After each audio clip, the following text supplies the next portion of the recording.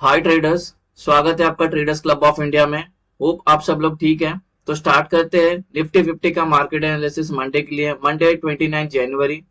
तो मंडे का हम pivot, non trading zone, neutral point, support and resistance, price action and Y data discuss करेंगे और हमारा कल का सेटअप बनाएंगे। और जहां पे ट्रेडिंग अपॉर्चुनिटी मिलती है वो लेवल सारे मार्क करेंगे और वैसे अकॉर्डिंगली ट्रेड करते हैं। गाइस, वीडियो स्टार्ट करने से पहले आप हैप्पी रिपब्लिक डे। सबसे पहले एक रिक्वेस्ट करता हूँ कि चैनल को सब्सक्राइब करना और बेल आइकन को हिट करना, जिससे मेरी सारी वीडियोस की नोटिफिकेशन आपको समय पे मिलते रहे। और बैंक निफ्टी की बात करें तो 101 पॉइंट की गिरावट देखने मिली हमें लास्ट सेशन में थर्सडे के। ठीक है, मंथली एक्सपायरी भी थी तो सेल ऑफ देखने मिला है। हालांकि ये 200 पॉइंट गिरी थी, बाद में 100 पॉइंट रिकवर की लास्ट में। ठीक है, मोस्टली ये 10:30 से लेके 3 बजे तक पूरी साइडवेज ही थी। ठीक है, थोड़ा सुबह शॉर्ट कवरिंग आई, यहाँ से शॉर्ट कवरिंग आई, उसके बाद थोड़ा फिर ऊपर गई, बाइंग दिखाई।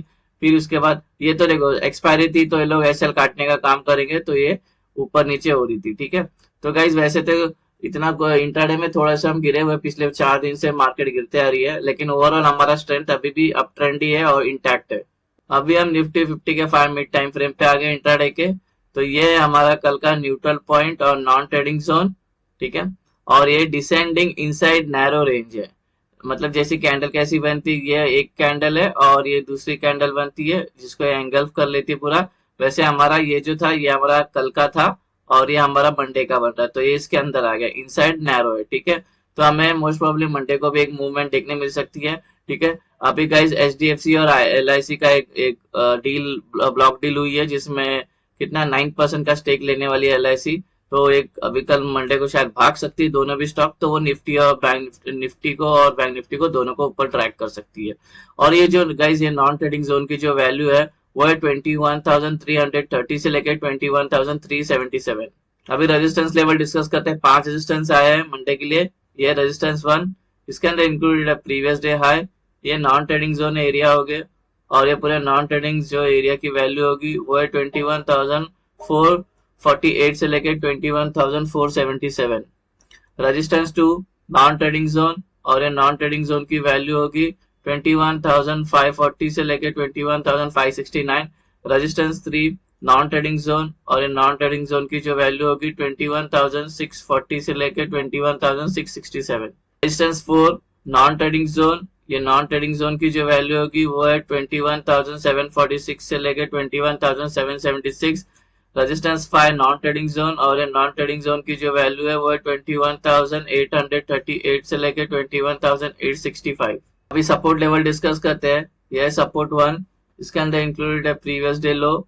एरिया पूरा होगा नॉन ट्रेडिंग जोन, और ये नॉन ट्रेडिंग एरिया की जो वैल्यू होगी वो है 21,223 से लेकर 21,253। सपोर्ट 2, नॉन ट्रेडिंग जोन, ये नॉन ट्रेडिंग जोन की जो वैल्यू है वो है 21,115 से लेकर 21,147। सपोर्ट 3, नॉन ट्रेडिंग जोन, या नॉन ट्रेडिंग जोन की जो वैल्यू होगी वो है 21,018 से लेकर 21,051। सपोर्ट 4, नॉन ट्रेडिंग जोन, या नॉन ट्रेडिंग जोन की जो वैल्यू होगी 20,928 से लेकर 20,953। सपोर्ट 5, नॉन ट्रेडिंग जोन, या नॉन ट्रेडिंग जोन की जो वैल्यू होगी वो होगा 20,840 से लेकर 20,870। गाइज हमारा सपोर्ट, रेजिस्टेंस और न्यूट्रल पॉइंट्स का रेंज डिस्कस हो गया। कोई रेंज आपको समझ में नहीं आई हो मेरे बोलने पे तो वीडियो को पॉज करके वो रेंज आपके चार्ट पर प्लॉट करके लेना। अभी एंट्री और एग्जिट मार्क करते हैं उससे पहले आपसे रिक्वेस्ट करना चाहता हूँ कि वीडियो को पूरा देखना, बीच में स्किप मत करना, नहीं तो सिर्फ आप रेंज लेके जाके चार्ट पर प्लॉट करोगे, आपको proper entry, exit, open interest, price action, support, resistance नहीं पता होगा तो आपको नुकसान हो सकता है। वैसे ही कोई टिप या कोई एडवाइजरी कॉल नहीं है और ना ही हम सेबी रजिस्टर है। ये प्योर एजुकेशन और लर्निंग पर्पज के लिए वीडियो, तो आप इसको एजुकेशन पर्पज के हिसाब से देखना, पहले बैक टेस्ट करना, फिर ये चाहिए तो आप अपने ट्रेडिंग व्यूअर में ये सेटअप यूज करने लेना अपने रिस्क पे। और गाइस इससे रिलेटेड मैंने एक वीडियो बनाया है, इस सेटअप का नाम है ब्रह्मास्त्र स्ट्रेटेजी। वो वीडियो मैंने लिंक डिस्क्रिप्शन में भी है। उसमें मैंने अपने पूरे 2 साल की बैक टेस्ट दी है। बुलिश ट्रेड का जो सेफ एंट्री है वो कितने कैंडल्स पे होती है, बेयरिश ट्रेड की जो सेफ एंट्री है वो कितने कैंडल्स पे होती है, प्राइस एक्शन, इसको इंपॉर्टेंस देना चाहिए प्राइस एक्शन को। ठीक है, और नॉन ट्रेडिंग जोन कैसे ड्रॉ किया जाता है वो सब मैंने वहां पे अपना 2 साल का बैक टेस्ट दिया है। वो वीडियो प्लीज एक बार देख लोगे तो आपको ये आसान हो जाएगा ये सेटअप समझने के लिए। ट्रेडर्स, ये होगी कल की हमारी एंट्री और एग्जिट।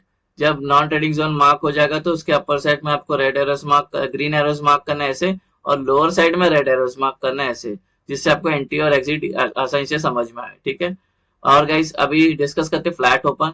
फ्लैट मतलब आज जहाँ पे क्लोज हुई कल वहीं पे ओपन होती है तो उसको फ्लैट ओपन बोलते हैं। ठीक है, तो हमारा दो रूल है एंट्री लेने के लिए। ठीक है, तो वही दो रूल आपको हमेशा फॉलो करना है। तो अगर ये फ्लैट ओपन मतलब जहाँ पे क्लोज होगी वहीं पे ओपन होती है और तो ये टेक्निकली हमारे नॉन ट्रेडिंग जोन में, तो यहाँ पे बस प्राइस सस्टेन करनी चाहिए। रूल नंबर 1 जो है वो नॉन ट्रेडिंग जोन में होनी चाहिए। रूल नंबर 2 है वो 15 मिनट या 15 मिनट के ऊपर कितने घंटे भी सस्टेन करती है। उसके बाद ऊपर का ब्रेकआउट करती है तो ऊपर का ट्रेड लेंगे, नीचे का ब्रेकडाउन करती है तो नीचे का ट्रेड लेंगे। एक बार गाइस मैं टारगेट आपको एक्सप्लेन कर देता हूँ। सपोज आपने यहाँ पे सस्टेन की प्राइस ब्रेकआउट है और ये ट्रेडमेंट ली, तो आपने बाई किया तो ये वाले टारगेट हो गए। अगर यहाँ पे बाई किया तो ये वाले टारगेट होंगे। अगर यहाँ पे बाई किए तो इसके ऊपर जो लेवल है वो टारगेट हो गए। सेम सेलिंग का भी अगर आपने यहाँ पे सेल किया, पुट लिया, पुट बाय किया, कॉल सेल किया, तो अपना ये टारगेट होगा। अगर इधर हमने सेल किया तो ये वाले टारगेट है। अगर ये वाला लिया है नीचे का ट्रेड तो ये वाले टारगेट होंगे। गैप अप, अगर गैप अप होती है सपोज R1 के अंदर, तो रूल नंबर 1 तो मेट हो जाएगा R1 के अंदर या रेजिस्टेंस के अंदर। तो सेकंड रूल जो सिर्फ प्राइस को सस्टेन करना चाहिए 15 मिनट या 15 मिनट के ऊपर कितने घंटे भी। उसके बाद अगर ये ऊपर का ब्रेकआउट करेगा तो ऊपर का ट्रेड लेंगे, नीचे का ब्रेकडाउन करेगा तो नीचे का ट्रेड लेंगे। अगर ये गैप अप होने के बाद तुरंत गिरना स्टार्ट करती है बिना कंसोलिडेशन के या और ऊपर जाना स्टार्ट करती है, तो ऐसे में हम रूल नंबर 1 का वेट करेंगे, प्राइस को नॉन ट्रेडिंग जोन पे आने देंगे। ठीक है, तो एग्जांपल के लिए लेते हैं ये गैप अप होती है और ये गिरना स्टार्ट करती है और ये वाले नॉन ट्रेडिंग जोन में आके इसको एक सपोर्ट मिल जाता है। फिर जो रूल नंबर 2 है हमारा, यहाँ पे सस्टेन करनी चाहिए 15 मिनट या 15 मिनट के ऊपर। उसके बाद फिर ऊपर का ब्रेकआउट करेगा तो ऊपर का ट्रेड लेंगे, नीचे का ब्रेकडाउन करेगा तो नीचे का ट्रेड लेंगे। अगर ये यहाँ कहीं पे गैप अप होती है तो वही पहले प्राइस को हम नॉन ट्रेडिंग जोन में जाने देंगे। फिर सर कंसोलिडेट होनी चाहिए 15 मिनट या 15 मिनट के ऊपर, फिर जहाँ पे ब्रेकआउट करेगी वहां का ट्रेड लेंगे। अभी डिस्कस करते हैं गैप डाउन। अगर गैप डाउन होती है S1 के अंदर तो प्राइस बस सस्टेन करनी चाहिए 15 मिनट या 15 मिनट के ऊपर कितने घंटे भी। उसके बाद फिर ऊपर का ब्रेकआउट करेगा तो ऊपर का ट्रेड, नीचे का ब्रेकडाउन करेगा तो नीचे का ट्रेड। अगर ये गैप डाउन उनके बाद और ऊपर जाने लगती है और नीचे जाने लगती है तो हमारा वेट करेंगे रूल नंबर 1 का, जो है प्राइस को सस्टेन करने देना चाहिए नॉन ट्रेडिंग जोन पे। ठीक है, तो एग्जांपल के लिए गैप डाउन होती है, ये और गिरना स्टार्ट करती है। ठीक है, और फिर यहाँ पे आके इसको एक सपोर्ट मिल जाता है। अगर यहाँ पे फिर सस्टेन कर लेती है 15 मिनट या 15 मिनट के ऊपर कितने घंटे भी, फिर मैं उसके बाद ऊपर का ब्रेकआउट करेगा तो ऊपर का ट्रेड, नीचे का ब्रेकडाउन करेगा तो नीचे का ट्रेड। अगर यहाँ कहीं पे हो रही है तो प्राइस को हम पहले नॉन ट्रेडिंग जोन पे आने देंगे। उसके बाद 15 मिनट या 15 मिनट के ऊपर कंसोलिडेट होता है, उसके बाद जहां ब्रेकआउट करेगी वहां का ट्रेड लेंगे। सो गाइस ये हो गया हमारा गैप अप, गैप डाउन और फ्लैट ओपन का डिस्कशन हो गया। अभी ओपन इंटरेस्ट का डेटा डिस्कस करते हैं। तो जैसे कि कल हमारी मंथली एक्सपायरी थी, तो एक पूरे जो भी कॉन्ट्रैक्ट सब जीरो हो गए, तो अभी कुछ बिल्डअप नहीं है। तो वो डेटा को देख के कुछ हम एनालाइज कोई व्यू बना नहीं सकते। तो अभी जहाँ पे एवरेज कॉल राइटर्स और पुट राइटर्स है उसको मैंने अपना सपोर्ट एंड रेजिस्टेंस बना दिया ओपन इंटरेस्ट का, वो ड्रॉ करके वो एक्सप्लेन कर देता हूँ। अगर प्राइस यहाँ से ऊपर जाती है तो जो हमारा ओपन इंटरेस्ट का जो रेजिस्टेंस है वो 21,500 यहाँ पे है, वो यहाँ पे लग के प्राइस नीचे आ सकती है। बिकॉज यहाँ पे जो कॉल राइटर्स है उसके जो ओपन इंटरेस्ट है वो सबसे ज्यादा यहाँ पे होंगे सेलर एक्टिव।